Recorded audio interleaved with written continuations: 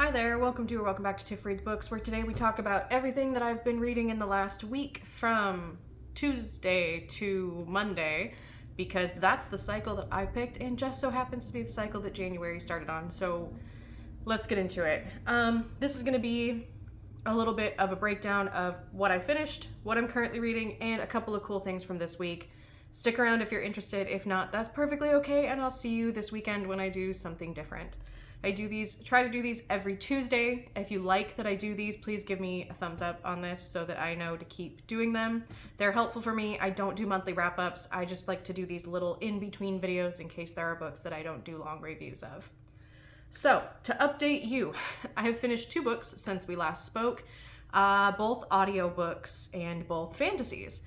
I was working on The Tainted Cup the last time I spoke to you about what I was reading, and I have since finished it. I finished it the next day. I just got sucked in and absolutely consumed with this world.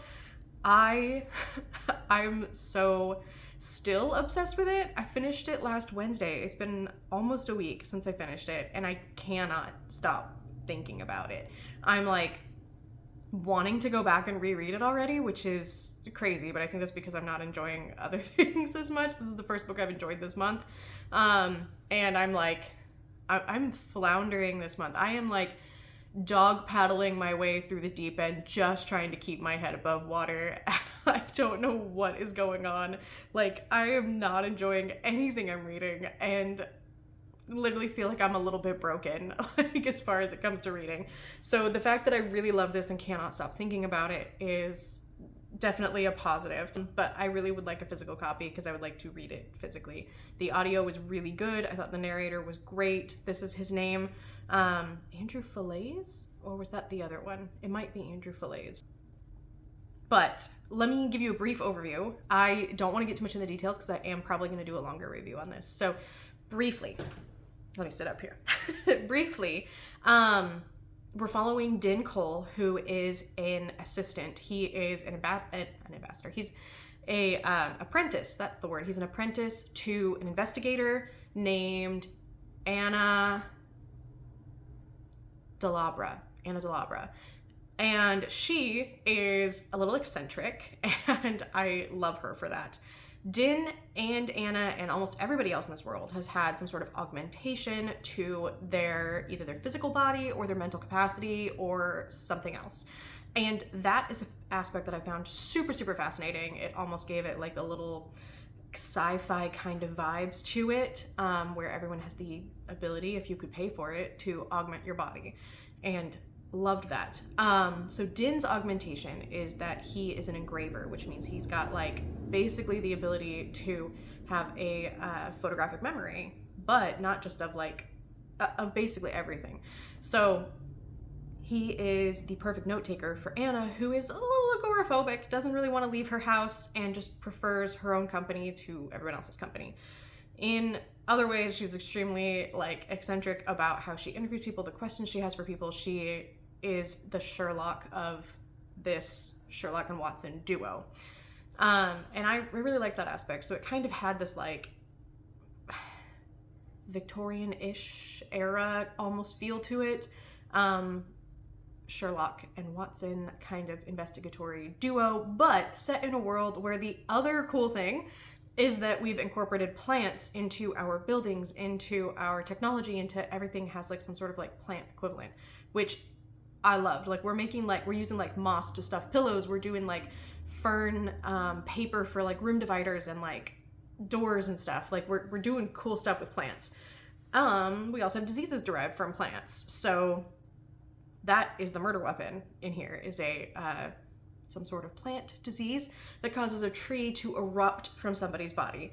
And fascinating and gory and just dark enough to keep me intrigued. So that's the gist of the story. A lot of people have said that it has Attack on Titan vibes, and essentially that's because the other thing in this world is we have these leviathans or titans. I think they're leviathans if they're in the ocean and titans if they're on the ground, but I wasn't quite 100% clear on the distinction because a lot of people use the two in conjunction and interchangeably. So we have these concentric rings of city walls, and we have these leviathans outside of the city walls that occasionally try to break and come in. And eventually Din and Anna's investigation leads them to near the outer walls. And that whole thing was just amazing. So the vibes were there. I really liked it. I think that's the Attack on Titan-ish thing, but the other vibe I was getting from it from Attack on Titan is the whole, there's something more to these beings that we don't know. There's some sort of secret. Granted, I am only 5 books into Attack on Titan, so don't tell me if there's more that I just don't know. I do plan on getting really far, if not finishing Attack on Titan this year, the manga series. I haven't watched the show. I want to finish the manga and then watch the show. But I only got 5 books last year because it's hard to find the lower numbered volumes at my library. And manga is expensive and I don't plan on buying a whole bunch of stuff. So that's my brief. That's my brief on the best book I have read so far this year, which is The Tainted Cup by Robert Jackson Bennett. Immediately after that, I started Elatsoe. I had a Libby hold. I also had The Tainted Cup through Libby, so I had a Libby hold for Elatsoe by Darcy Little Badger. I've never read from this author before. I think this was her debut. I think Snake Falls to Earth came out after. And then there's a sequel, which is actually a prequel to Elatsoe. So Elatsoe was YA, but I will agree with Infinite Library, who said that it felt more middle grade. So that's definitely how I felt about it too. We discussed in DMs and we align pretty much on our opinions on this. It felt too middle grade-y for me. The characters didn't really go deep like I wanted them to. So a brief overview of Elatsoe is that we have this young girl, she's 17, named Elatsoe, or Ellie, and she has this ability to call ghosts.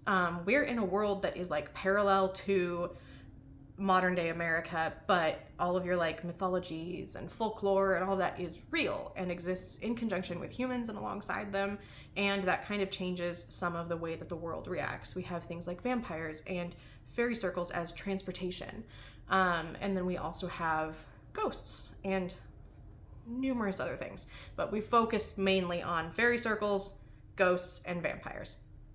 And in the beginning of the book, Ellie discovers that her cousin has been in a tragic car accident and may not wake up. And then he comes to her in a dream and is like, yo, I've been murdered. And Ellie sets herself on this mission to find his murderer, even though she was given the name, but to go find him where he is and get proof that he murdered her cousin. And then she ends up finding all of this shady stuff and uncovers this whole backstory of this town and this weird thing that's been happening, and just kind of digs into it. And it is like a little mystery, and I think that aspect of it was really good. The story was really well written. However, the themes were grief and loss and kind of like not self-discovery, but like self-confidence. And those themes weren't dug into more than like a surface level, which made it feel a little younger to me. Every time the characters were driving too, I was like, hold up, are you old enough to drive? And then it was like, yeah, I'm 17. And I was like, right, 17. Okay. And I feel like they didn't really act 17. It was kind of like a idealized way of how teenagers would act. And maybe that's just because I don't have a very good relationship with my family, that I'm like, why are these teenagers like so just like, yeah, mom, I'll do whatever you say because we have a good relationship. Maybe that's just really what it is I have a bad relationship with my family. But the characters did read, I felt they read a little bit younger. So I listened to this on audio and it is illustrated, and I keep picking up illustrated books as audiobooks. So this one I didn't realize it until I was partway through, so I couldn't like stop it. But the last one was like Man-Made Monsters, which I keep wanting to find a physical copy of and keep forgetting to see if my library has one. But anyway, so a little too young for me, and that just kind of made it okay, I guess. I wanted more, so it wasn't deep enough. My attention wasn't kept enough. I finished it because I wanted to have the reveal and to know what was going to happen, but at the same time I wasn't really interested in the character arcs and where the characters were going. It just wasn't, it didn't have enough muchness for me. Hugan scratching over there. Are you whining because I'm talking again? We literally just got back from a walk. He is fine. Just to prove to you that he doesn't like me talking, this is what he does immediately after I press the stop button. He goes and lays down on the other side of the room. He just doesn't like me talking. He's just gonna whine because he wants all the attention. Okay, so those are the two things that I've finished. Currently, my issue that I'm struggling with, and feel free to hate me. Feel free to give me hate in the comments and tell me how wrong I am, but my God, is Jade War killing me. It's killing me, okay? And not in the I'm emotionally devastated way that everyone else is. So this is my copy of Jade War. I read Jade City, I got halfway through it and was like, you know what, I'm gonna buy the rest of the series because I'm enjoying it. And then I started this book last February or March and was like, it's not keeping my attention. And I got like 60 pages in and I was like, it's not keeping my attention. So I put it down and I decided, because I was recommended it by Pippin Took the Shire Hobbit. I remember the Instagram name finally. And also then I was recommended the sequel or the third book by Emily Is Still Reading on Instagram as well. And I was like, okay, I'm gonna finally finish it. I'm gonna finally finish it in January. January's gonna be my month to finish the Greenbone Saga because everybody raves about it. I'm not feeling it and I'm like struggling. I have so many opinions on why, but I'm gonna spare a lot of them for you. The main thing for me is the writing style and the time jumps, because we're doing big time jumps in the story. We've gone like 2 years in the span of the first like 65% of this book. We've jumped 2 years. And I find that to be okay in certain circumstances, but in the circumstances that we're in right now, we have jumped and just been told what happened. So there's a character in here that gets their first relationship ever, and we don't get to see any of like the building of it. We see like their first interaction, and then it's like, it's been almost 2 years, and this person have been like spending so much time together, and they've like had this budding relationship. And I'm like, cool, Fonda, can I see that? And she's like, no, just trust me that it happened and it's adorable. Thanks, Fonda. Appreciate that. I just feel like as a character-driven reader, this is so plot heavy in a way that I'm struggling to connect with the characters. I know, Hugin, I said I'm struggling, okay? It's fine. Okay, you're okay, I'm okay, we're okay, we just don't like a book. So, since I was struggling, I was like, let me get it on my Kindle so I can like read it before I go to bed, and at least I can read like 30 pages before I fall asleep. And then I got like partway through it on Kindle, and I was like, the audio is available on Libby too. So I've got like all 3 versions, right? So I'm sitting there in bed and I'm like, let me have the story read to me while I read along with it. And that helped a bit, because the way the story's written very much feels like someone telling you a story. Like, it's like, oh yeah, so-and-so went on this trip. Did you know that? And then when they're on this trip, they like discovered this and this and this. And I was like, oh, are we gonna get to see? No. We don't even get pictures from their trip. We just get someone saying like, oh yeah, did you know they went over and they saw the Great Wall of China? And I'm like, oh cool, what was it like? Oh, they liked it. Okay, thanks, Fonda. Like, that's essentially the type of conversation we're having, and I'm struggling. So I have since switched to just audio, and am just blasting through it. I have about, at the speed I'm listening to, about 3.5 hours left, and I may pick it up later tonight. Hugin, why are you so needy? I may pick it up later tonight, or I may just finish it tomorrow. So all 3 formats of Jade War.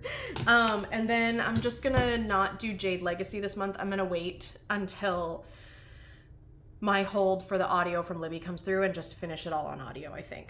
So, yeah, so that's my audio that I'm currently reading.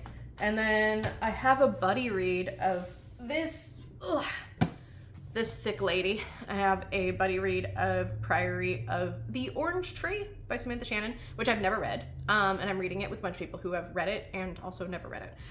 So I'm just going to prioritize this because I'm a little bit behind. I wanted to get 50 pages read this weekend, and then we ended up doing a bunch of stuff, and I did not get my pages read.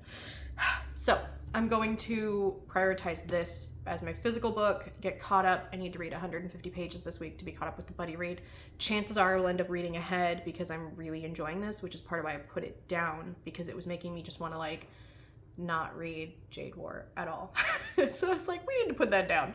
So this is my goal. I'm enjoying this. I'm far enough in now that I know I'm 50 pages in, and marking that on Storygraph, I was like, oh, let's put that on Storygraph. 6%. 6%. And I was like, oh God, I'm gonna die. So, it's very, like, not satisfying to track this book, but it's a very good read. So far, we have different types of dragons depending on the realm that we're in. We have cultural conflict, we have political conflict, we have religious conflict, and I am here for the conflict. And the characters. I am really liking the characters. I'm enjoying being with them. We're split between two characters, each from the two sides of the realm, each with the two different types of dragons and the different beliefs around dragons. And this is going to be my other good one, so I'm tempted to just try to finish this month. We'll see what happens, because I also have a few other books recommended to me from this list. So most of them I'm going to do audio, but I do want to get to the Sword of Kaigen, because I bought that book on Kindle when it was like on sale for like 99 cents, because I only buy Kindle books if they are on sale for 99 cents. I don't know why, because I can get them from Libby most of the time. So this happened to be on sale and I grabbed it, and I kind of want to try and read it this month as it was recommended to me. So I may split my time once I finish Jade War between Priory and Sword of Kaigen, but we'll see, because that is also a thick lady. So that is what I'm reading and what I finished. A couple of quick things. This is my thrifted blue chambray work shirt, and I'm very excited about it as a Stephen King reader, because now I'm like, the phrase, I know what the phrase is because I found a shirt. It's very comfortable. I just pulled it out of the wash today and I'm like, oh, this is so comfortable. It is from Old Navy. And one of my friends was like, oh yeah, I can read that tag. So that is a holiday shirt from 2014. And I was like, sweet. I have a 10-year-old thrifted shirt that's in really good condition. So 100% cotton, very comfortable, very excited. Okay, so I have two things I'm working on. One is I did finish one glove of my fingerless gloves that I was making. And the other one is started in here somewhere, here's a little update on my skinny scarf book tracker, which is tangled because this is just my bag of stuff. This is my bag. My boyfriend's mom made me little crocheted baskets. Actually, they do have a flat bottom. Little granny square, granny stitch, I sneeze, granny stitch baskets. And it contains all of my crochet stuff for the projects I'm currently working on. There it is. There's the cuff for the other one that is started with my stitch marker in it so that it stays. Anyway, so this is my book tracker scarf, my silly skinny scarf that I'm very excited about. And this is where we're at so far. So this black is, well, I have to explain the other colors first. So this blue is for fantasy. I added a white embroidery thread to indicate something is YA. So it's the blue for fantasy and it's a YA fantasy. Because YA is not a genre, it's a demographic. This will be the color for science fiction. Yeah, they do look different. We have some like color theory happening here depending on like where I hold them. So this actually in person is much more green than this. So this is my science fiction color. I decided not to do horror as black this year. Almost got stabbed by scissors. This is actually much more of like, if you look at the CMYK colors, this is a magenta and this is like a cerulean on the CMYK. These are very close to those colors by their hex codes when I color dropped them, color picked them. So this is more of a magenta. This is for horror. And then the black, which is already on the scarf, is for everything else because mostly everything I read is science fiction, fantasy, or horror. So for the occasional historical, nonfiction, and romance, which I did read one of last year, it gets the black color. So this black one is the Song of Hercules. Hercules, the Song of Achilles. Jesus, Tiff. This is the Song of Achilles, and then this is Cursed Cocktails, A Tainted Cup, and Elatsoe. So I will be doing another row of fantasy for Jade War soon, and it's going to be a very heavy month of blue. Like nearly everything is fantasy this month. I have a nonfiction hold that I want to get to, but trying to decide if I should do a row of the white of single stitches with the embroidery thread just to be like, here's a month divider, but I'm not sure if I'm going to do that or not. I'm going to get to the end of the month and see how it looks, and if I like it, I will keep it, and if not, I will not do that. So that's what I'm working on. I've got to redo my downstairs, my craft room, and then we'll be back to filming down there once it gets reorganized, but it's a disaster right now because everything's being moved around. So that was a lot. A lot of me bullshitting for a while. So if you stuck around with me through the end of this, thank you for hanging out with me for 15-20 minutes or so while I yapped about books and what I'm reading and what I'm doing. And let me know in the comments if you're doing anything crafty to track your reading this year, because I'm incredibly curious about what other people are doing. And I will see you Saturday with something else.